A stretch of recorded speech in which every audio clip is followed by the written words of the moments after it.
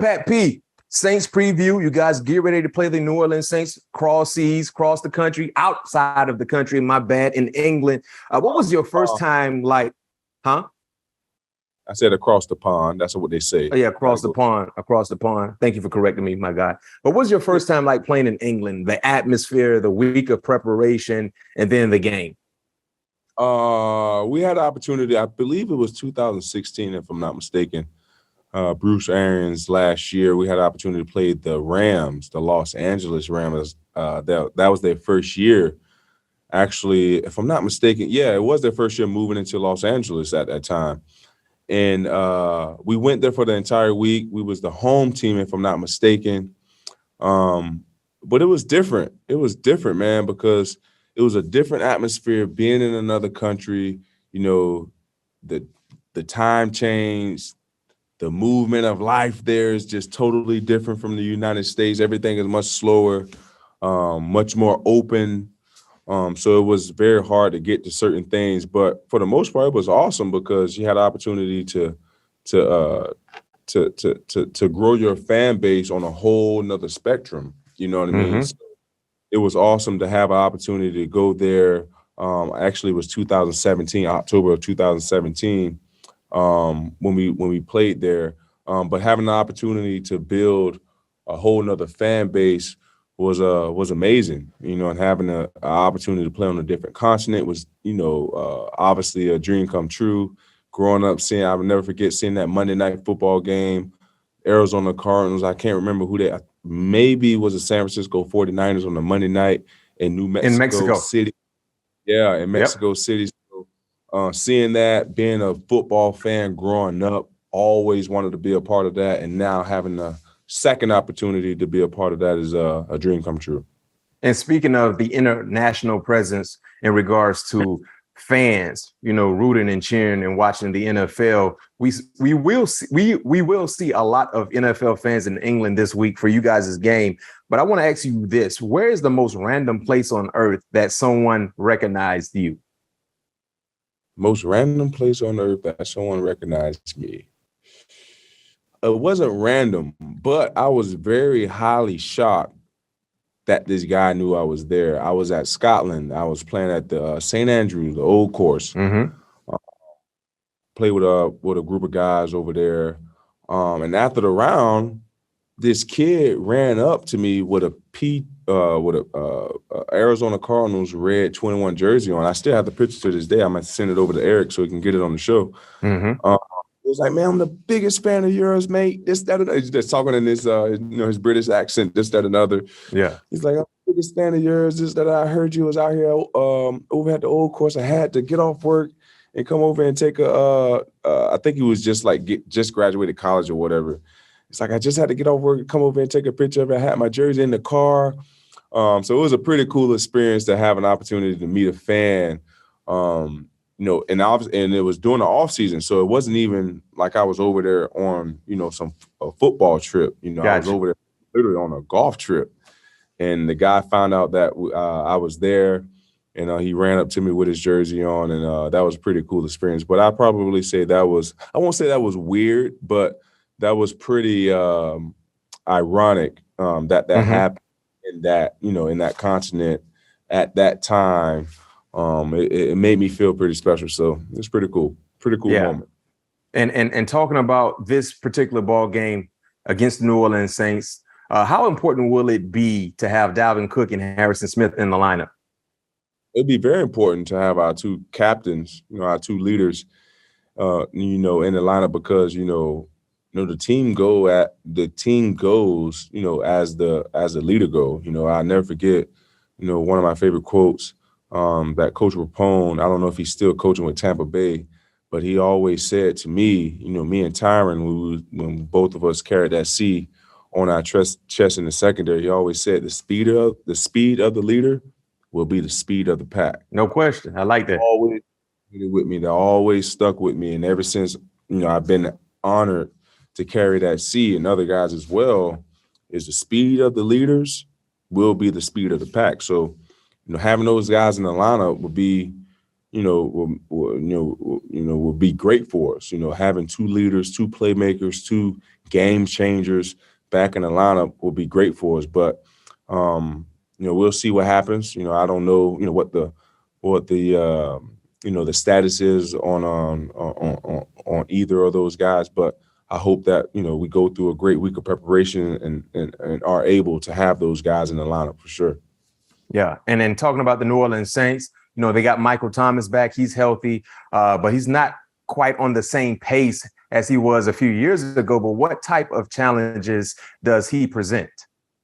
Man, I haven't had about actually as soon as I get off the show, I'm about to go get on my New Orleans tape. As soon as I get home.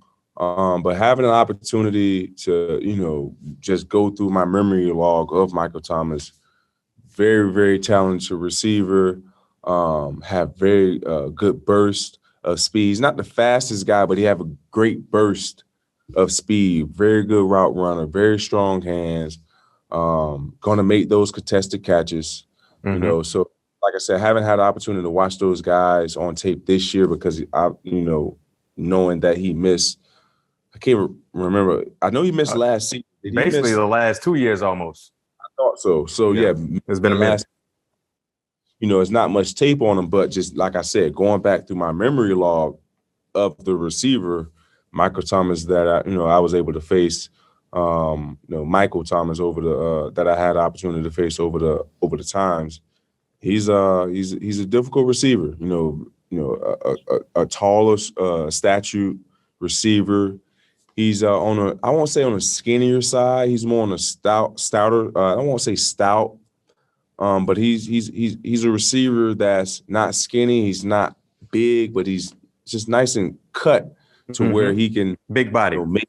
Exactly, just a big body receiver that can, like I said, make those contested catches.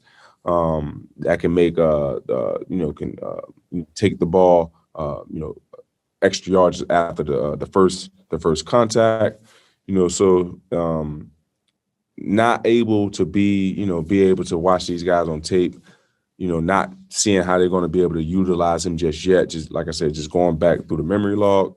But being a great receiver that he is, it's not going to take long for him to get his streak going. Hopefully his next week, not this week. Yeah, not this week against you guys, but maybe the following week. How about that? In the last 2 seasons, he's only played in 7 ball games. So he didn't miss both years, but he missed the majority of the last 2 seasons, only playing in 7 ball games. What will it be like, seeing your former teammate, your good friend, your homeboy, your fam, Tyrann Mathieu as an opponent, after all the time you guys spent together in college and, of course, in Arizona? Is this the first time you actually play? Is this the first time y'all playing against each other as opponents? This will be my second time. We played against him in 2018 when Steve Wilkes was out here. The Texans. No. Huh? In 18, he was with the Texans or the Chiefs? 18, he was with that's what I Kansas City. No, they did not win in 18, but yeah, he was there 18 for sure. Gotcha. That was 18 because Cliff first year was 19. Gotcha. And that was So anyway, in 2018, that was my first time playing against him. It was a great time, obviously, having an opportunity to see my brother again on the playing field in person. So it's not going to be, as weird as it was last time. But no, I'm looking forward to it. I'm looking forward to seeing him, out there moving around in person versus, on my iPad or on the tube. Seeing him move around in person and, hopefully not making too many plays on us. So I know how very instinctive he is and how allergic to the ball he is as well. But it's going to be a fun outing to be able to reunite with one of my closest brothers in this I won't even say the football world, just in life in general. No doubt. Hey, Pat P, will you reach out to Badger and put a little wager on the line? You see who could get their hands on an interception? A friendly little bet. So some Sprite, some tropical. Matter of fact, did you get your tropical Sprite? Yeah, I was just about to say that, man. Shout out to Mac for getting that Sprite to your boy. I did get the Sprite. I did not have it today. I wanted to bring me a bottle today, but I forgot. But I will have it on the next show, but appreciate it, man. He gave me a nice 24 case. I mean, a 24 pack case. I appreciate the that, bottles man. too. You said you asked for the bottles, right? Big bottles. Yeah, the big bottles. Big bottles. Yes, sir. Yeah. I appreciate that. Yeah. So you should reach out. You should reach out to Badger, man. Put something online, man. See who get their hands on the football this week. Yeah. I might. I know. I remember. I can't remember if it was Coke or Pepsi. I remember it was a dark soda that he liked. Maybe you have to put a Coke and a Sprite on. Sure. What's up with all you LSU boys drinking all this soda? He like dark soda. You like white soda, light soda, Sprite. What? For me, LSU thing. No, Matt. For me, I never really drunk soda growing up because I always heard that it made your face get like these little acid reflexes on your face, like these little patches. Growing up, you know the hood remedies. Yeah, exactly. I'm always afraid of soda. The year I started really drinking soda was 2014. No, actually 15. Going after my post-diabetes when I found out that I was a diabetic. Gotcha. And then I cut off all the sugar, this, that, another. And then after practice, I always found myself just a little droggy. And I, obviously cutting off the candy, didn't want any more sweets. And I found out that the Sprites was just good enough for me. Mm-hmm. Since 2015, after practice, I've been having me a nice cold Sprite. There it is. All right. hey, tropical Sprite is Pat P's drink soda of choice. Yes, sir. He said it's great. Hey, man. And that's a nice little shameless plug to Sprite, by the way. Sprite, rock with us. You know what I mean? We just gave you a shameless plug, free plug. My guy Pat P might like some free soda. I'm trying to tell you, ain't nothing like a 5-finger discount. No question. That's the best one going.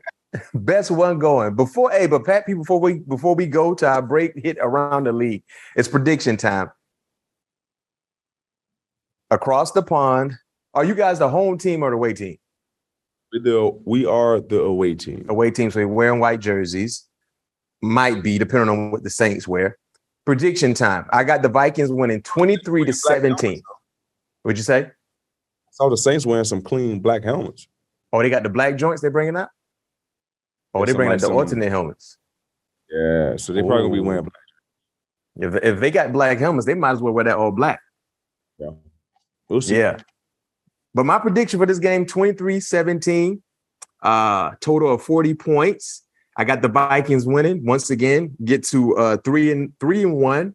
And that would be huge because that would give you guys 3 wins against NFC teams, which is huge in regards to playoff implications. So let's see exactly what happens.